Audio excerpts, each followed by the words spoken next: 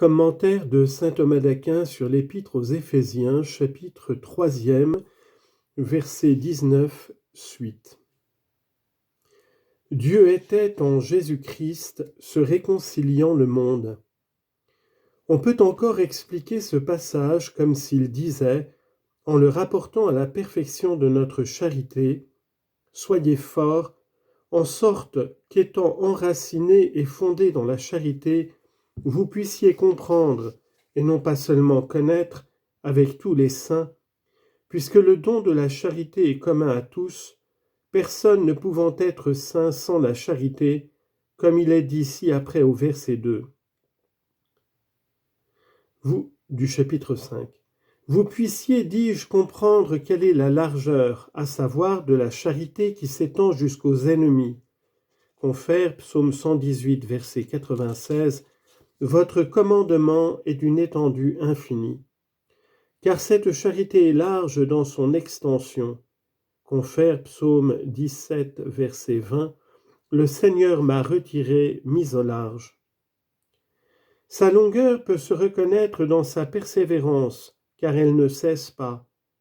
Elle commence ici-bas et reçoit son complément dans la gloire. Confère 1 Corinthiens 13, 8, « La charité ne passera jamais. » Et Cantique des Cantiques, chapitre 8, verset 7, « Les grandes eaux n'ont pu éteindre la charité. » On voit son élévation dans le mouvement qu'il apporte vers les choses célestes et fait qu'on n'aime point Dieu pour les avantages temporels, car cet amour serait imparfait, mais qu'il est aimé pour lui-même. Confère Job, chapitre 40, verset 5, « Élevez-vous dans les hauteurs et recherchez la gloire. » Sa profondeur se trouve dans son origine même, car si nous aimons Dieu, nous ne l'aimons pas de nous-mêmes, mais par le Saint-Esprit, ainsi qu'il est dit, Romains 5, 5, « L'amour de Dieu a été répandu dans nos cœurs par le Saint-Esprit qui nous a été donné. » Si donc l'un a une charité étendue en longueur, en largeur, en hauteur, en profondeur, et l'autre non, cela vient par le mystère si profond de la prédestination divine. Confère Ecclésiastique chapitre 1 verset 2, qui a mesuré la profondeur de l'abîme, afin donc que vous puissiez comprendre, c'est-à-dire atteindre parfaitement avec tous les saints, quelle est la largeur, pour que votre amour s'étende jusqu'aux ennemis, quelle est la longueur, pour qu'ils ne s'affaiblissent pas, quelle est l'élévation, afin que Dieu soit aimé pour lui seul, et quelle est la profondeur, à savoir celle de la prédestination. Observez ici que Jésus-Christ, qui eut le pouvoir de choisir le genre de mort qu'il voudrait, puisqu'il le souffrit par amour, préféra la mort de la croix, où l'on retrouve ces 4 dimensions. D'abord la largeur dans la traverse à laquelle furent attachées les mains, parce que nos œuvres doivent s'étendre par la charité jusqu'à nos ennemis. Confère psaume 17, verset 20, « Le Seigneur m'a retiré et mis au large. » La longueur dans la pièce de bois perpendiculaire sur laquelle le corps fut étendu, parce que la charité doit être persévérante, elle qui soutient et guérit l'homme. Confère Matthieu chapitre 10, verset 22. Celui-là sera sauvé qui persévérera jusqu'à la fin. La hauteur dans la partie supérieure sur laquelle s'appuie la tête, parce que notre espérance doit s'élever aux choses divines et éternelles. Confère 1 Corinthiens 11, 3. Dieu est le chef de Jésus-Christ. Enfin, la profondeur dans la partie qui est cachée en terre et soutient le tout sans qu'on la voie cependant, parce que la profondeur de l'amour divin nous soutient, et toutefois ne se voit pas, puisque la raison de la prédestination, comme il a été dit, surpasse notre intelligence.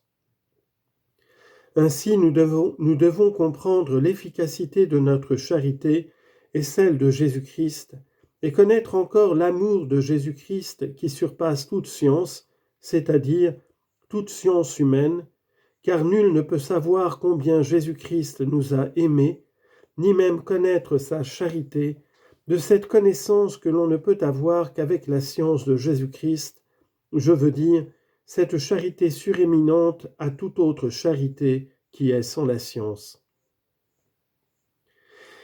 Mais est-il vrai que la charité qui est avec la science soit suréminente à celle qui est sans la science? Il semble que non, parce qu'alors un théologien sans vertu aurait une charité plus excellente qu'une pauvre femme qui serait sainte. Je réponds qu'il faut entendre ceci de la science affective, car l'effet de la connaissance est de porter à aimer davantage, parce que Dieu est d'autant plus aimé qu'il est connu. C'est pourquoi saint Augustin faisait cette prière: « Seigneur, que je vous connaisse et que je me connaisse. » Ou bien encore, ceci est-il dit par rapport à ceux qui ont le zèle de Dieu, mais non la science, car pour eux, leur charité est inférieure à celle qui est unie à cette connaissance de Jésus-Christ. Quand l'apôtre ajoute au verset 19 « Pour que vous soyez comblés », il expose l'efficacité de la connaissance de Dieu en disant « Pour que vous soyez comblés de toute la plénitude de Dieu », c'est-à-dire pour que vous entriez en parfaite participation de tous les dons de Dieu, de telle sorte que vous ayez ici-bas la plénitude des vertus et ensuite la plénitude de la béatitude, ce que fait la charité. Confère Ecclésiastique, chapitre 24, verset 26, « Venez à moi, vous tous qui me désirez avec ardeur. » Ensuite vient la seconde partie au verset 20, « À celui qui est par la puissance dont il agit en nous. » Ici, l'apôtre rend grâce à Dieu de ce qu'il a exaucé sa demande. Il rappelle d'abord la puissance de Dieu qui peut accorder ce qu'on lui demande, puis l'exemple de cette puissance en disant « par la puissance dont il agit en nous ». Enfin, l'action de grâce, gloire soit rendue, au verset 21. L'apôtre dépeint d'abord la puissance infinie de Dieu en disant « à celui donc, c'est-à-dire à Jésus-Christ et à Dieu le Père, qui peut faire toutes choses et plus que nous le demandons. » Confère Exode chapitre 15 verset 5, « Son nom est le Tout-Puissant. » Et Romains chapitre 16 verset 25, « À celui qui est puissant pour vous affermir dans l'Évangile. » Et le faire infiniment plus que nous ne saurions ou demander par nos désirs ou comprendre par l'intelligence, ce qu'il exprime en disant que tout ce que nous demandons ou que nous pensons, au verset 20. Il cite ensuite en exemple cette surabondance qui nous a été accordée en disant « par la puissance dont il agit en nous ». En d'autres termes, nous le reconnaissons si nous donnons quelque attention à ce qu'il a opéré en nous, c'est-à-dire dans les hommes, car ni l'affection ni l'intelligence humaine n'auraient pu ni envisager ni comprendre, ni demander à Dieu de se faire homme et de faire de l'homme un Dieu, et de faire entrer l'homme en participation de la nature divine. Mystère cependant que Dieu par sa puissance opère en nous, et cela par l'incarnation de son Fils. Confère deuxième lettre de Pierre, chapitre 1, verset 4, pour vous rendre par ces mêmes grâces participants de la nature divine. Aussi est-il dit de cette opération de Dieu, Ecclésiastique chapitre 18, verset 2, « Qui sera capable de compter ses ouvrages? Qui pourra pénétrer ses merveilles? Qui représentera la toute-puissance de sa grandeur? » Ou encore, « Sa puissance par laquelle il agit en nous, c'est-à-dire en nous autres apôtres, à qui il a donné la grâce d'annoncer les richesses incompréhensibles de Jésus-Christ et d'éclairer tous les hommes en leur manifestant quelle est l'économie du mystère caché en Dieu dès le commencement des siècles, comme il est dit plus haut dans ce même chapitre. »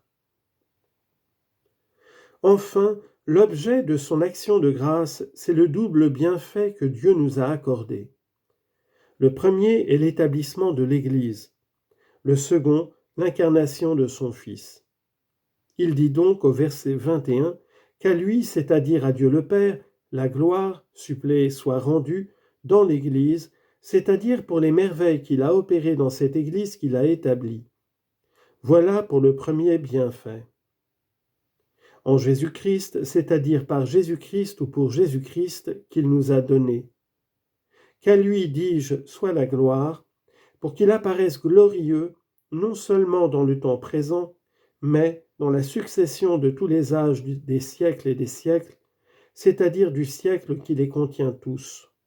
Confère, première lettre à Timothée, chapitre 1, verset 17, au roi des siècles immortel, invisible, à l'unique Dieu, soit honneur et gloire dans les siècles des siècles. Amen. Corollaire de Piquigny sur le chapitre 3e. Saint Paul se glorifie de ses biens et de ses souffrances, stigmate glorieux de Jésus-Christ, imitation du martyr et cause de sa gloire éternelle.